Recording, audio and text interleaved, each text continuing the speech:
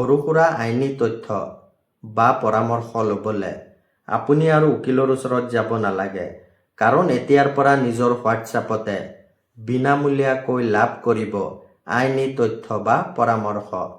ভাৰত চৰকাৰে ন্যায় সেতু নামৰ এটা AI চাটবট মুকলি কৰিছে, যাৰ উদ্দেশ্য আইনী সহায়ক চিম্পল, ফাষ্ট আৰু এক্সেছেবল কৰা।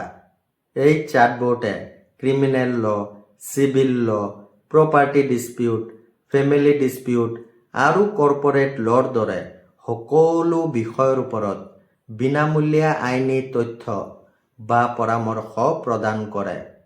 আপুনি ন্যায় সেতু কেনেকৈ ব্যৱহাৰ কৰিব?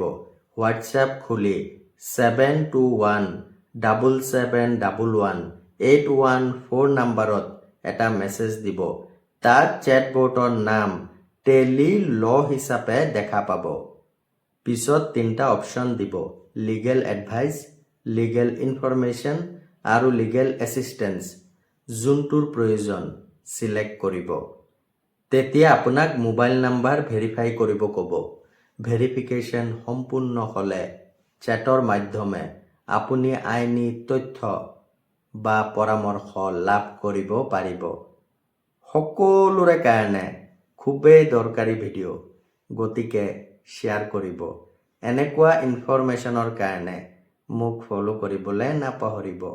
ধন্যবাদ।